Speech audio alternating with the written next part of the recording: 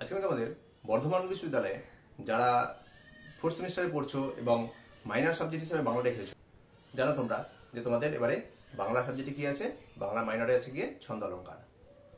তোমরা এখানটা কি করছো, ছন্দ অলঙ্কার দেখে খুব ভয় পেয়ে যাচ্ছ। ভয় পাওয়ার কিছু নেই, আমি তোমাদেরকে গুটি করে কতগুলো প্রশ্ন করে দিলাম এবং এক্সট্রা মার্কস করে দিয়েছি। এই প্রশ্নগুলো তোমরা প্রিপারেশন রাখো ভালো মতো হবে, দেখো তোমাদের পরীক্ষা একদম সহজ হয়ে যাবে।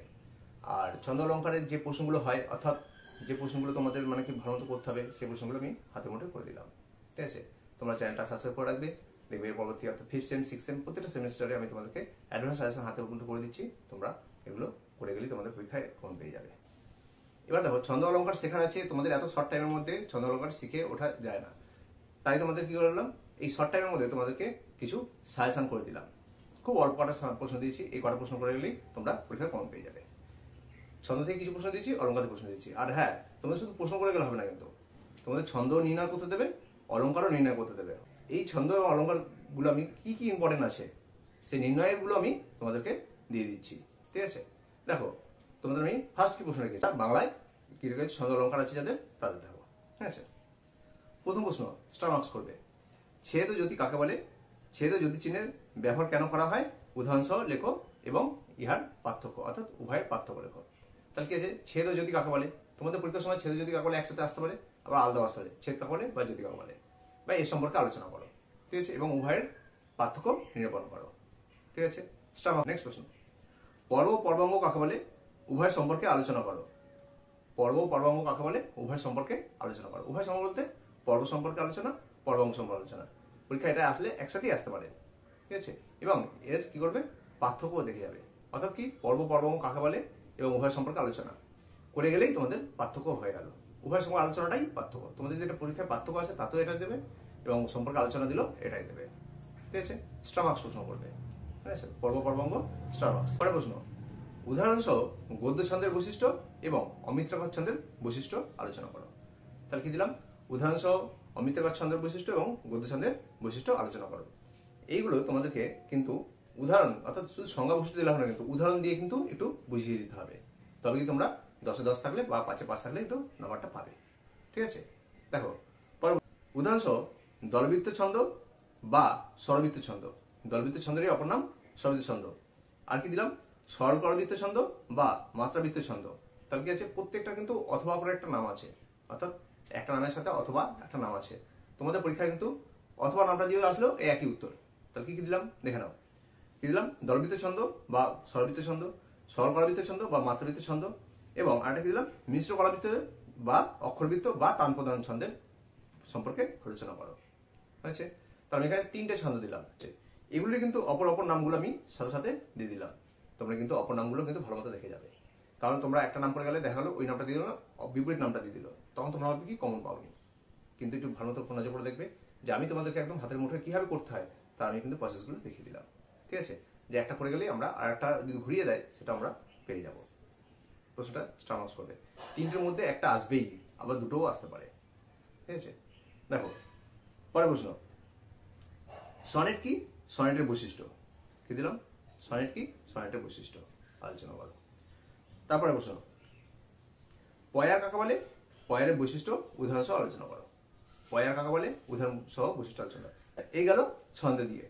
ঠিক আছে, এবার আমি দিচ্ছি অলঙ্কারের প্রশ্ন। আমি সবার শেষে ছন্দের লিপিগুলো যেগুলো করতে হয় সেগুলো দেবো, এবং অলঙ্কার যেগুলো করতে হয় সেগুলোও দেবো, যেগুলো কিন্তু তোমাদের কিন্তু কেউ বলে দেবে না যে কোনগুলো তোমরা এবারের জন্য ইম্পর্টেন্ট দেখবে। আমি তো সেগুলো তোমাদেরকে হাতের মুঠে করে দিচ্ছি কতগুলো দিয়ে। ঠিক আছে, আমি সেটা শেষে দিচ্ছি। প্রথমে আমি প্রশ্নগুলোকে আগে দিয়ে নিই। ছন্দের প্রশ্ন দিলাম, এবার অলঙ্কারের প্রশ্নগুলো দিচ্ছি। দেখো ফার্স্ট প্রশ্ন, অনুপ্রাস অলঙ্কার কাকে বলে?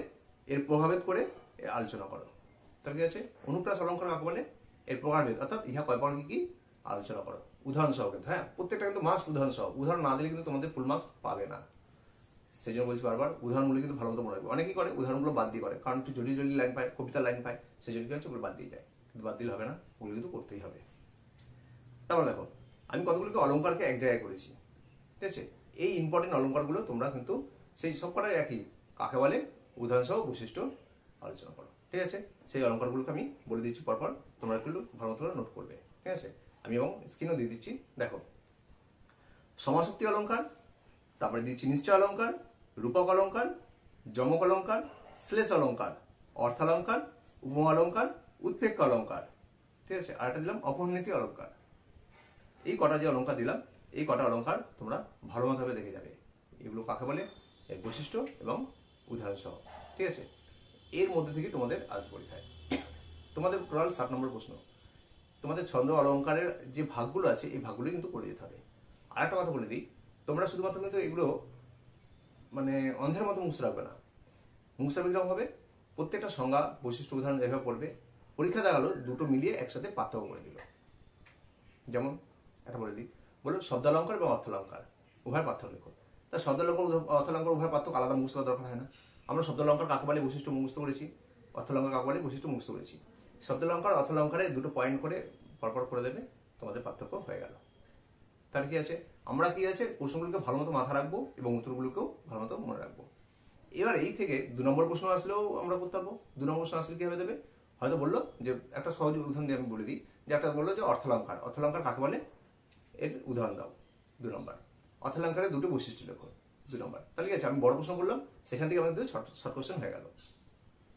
এই ছন্দ অলঙ্কারের একটা প্লাস পয়েন্ট এটাই যে তোমরা এখান থেকে বড় প্রশ্ন হিসেবে করে গেলে 10, 5, 2 আশা করি সবই কমন পাবে। আমি যা প্রশ্ন করলাম এর মধ্যে থেকেই তোমরা 10, 5, 2 দুইটাও কমন পেয়ে যাবে। ঠিক এইভাবেই আসবে। একটা লাইন তোলা দিয়ে দিল, বলে এর অলঙ্কার নির্ণয় করো। একটা লাইন তোলা দিয়ে দিল, বলে এর ছন্দ নির্ণয় করো। তাহলে কি আছে, তুমি এখান থেকে যেটা পাচ্ছ সেগুলো কিন্তু চলে আসছে, হয়েছে। আচ্ছা গেল। এবার আমি তোমাদেরকে যেটা দিচ্ছি সেটা হচ্ছে ছন্দ নির্ণয় করার যে সমস্ত লাইনগুলো দিতে পারে এবং অলঙ্কার নির্ণয় করার যে সমস্ত লাইনগুলো প্রশ্ন করতে পারে, সেই লাইন কয়েকটা আমি ইম্পর্টেন্ট তোমাদেরকে দিয়ে দিচ্ছি। তোমরা এগুলো বাড়িতে বসে প্র্যাকটিস করো যে কিভাবে ছন্দ নির্ণয় করতে, কিভাবে অলঙ্কার নির্ণয় করতে হয়, ঠিক আছে। যদি তোমরা ছন্দ নির্ণয় অলঙ্কার নির্ণয় করতে না পারো, আমি কমেন্টে জানাও, দেখছি পরের ভিডিওতে আমি ছন্দ এবং অলঙ্কার নির্ণয় করার ভিডিও আপলোড করতে পারি কিনা, ঠিক আছে। দেখো প্রথম ছন্দ দিয়ে আমি কি প্রশ্ন দিয়েছি। 1, দিদি আসুন ময়দা ঠাসুন আজকে রবিবার, মোহনভোগের সঙ্গে লুচি জমবে চমৎকার। এটা লাইন বললাম দুটো। এই দুটো লাইন দিয়ে কি বললো, ছন্দলিপি নির্ণয় করো, ঠিক আছে। ছন্দলিপি নির্ণয় করার অনেক সূত্র আছে এবং অনেক কিছু মুখস্থ রাখতে হয়, দিয়ে তবে তোমাকে ছন্দ নির্ণয় করতে হয়, ঠিক আছে। আমি এখানে সেগুলো দেখালাম না। তোমরা যদি আগ্রহী থাকো তাহলে আমাকে কমেন্টে জানিও, আমি পরের ভিডিওতে দেখবো আপলোড করতে যায় কিনা। দেখো নেক্সট প্রশ্ন। তাহলে কবিতা লাইনটা কি দিলাম, দুন্দুবি বেজে ওঠে ডিম ডিম রবে, সাঁওতাল পল্লীতে উৎসব হবে, ঠিক আছে। এইভাবে তোমাদের কিছু কবিতা লাইন বা কোনো গদ্যের লাইন তুলে দেবে, তার কি নির্ণয় করতে হবে যে ছন্দ নির্ণয় করো। নেক্সট প্রশ্ন দেখো, ক্ষুধার রাজ্য পৃথিবী গদ্যময়, পূর্ণিমার চাঁদ যেন ঝলসানো রুটি। ক্ষুধার রাজ্য পৃথিবী গদ্যময়, পূর্ণিমার চাঁদ যেন ঝলসানো রুটি, ঠিক আছে। একটা ছন্দের লাইন, ছন্দের জন্য লাইন তুলে দিলাম। দেখো তারপরে, ভালো মন্দ দুঃখ সুখ অন্ধকার আলো, মনে হয় সব নিয়ে এ ধরনই ভালো। কি বললাম, ভালো মন্দ দুঃখ সুখ অন্ধকার আলো, মনে হয় সব নিয়ে এ ধরনই ভালো, ঠিক আছে। এই যে আমি 4টে প্রশ্ন দিলাম, অর্থাৎ 4টে লাইন তোলা রাখলাম, এর মধ্যে কিন্তু পরীক্ষায় তোমাদের আসতে পারে। আমি তো খুব গুরুত্বপূর্ণ লাইন তোমাদেরকে তুলে দিলাম, যা তোমাদের এবারে 2025 হিসাবে ইম্পর্টেন্ট হবে, ঠিক আছে। দেখো এবার অলঙ্কার আমি কি লাইন তুলে দিলাম।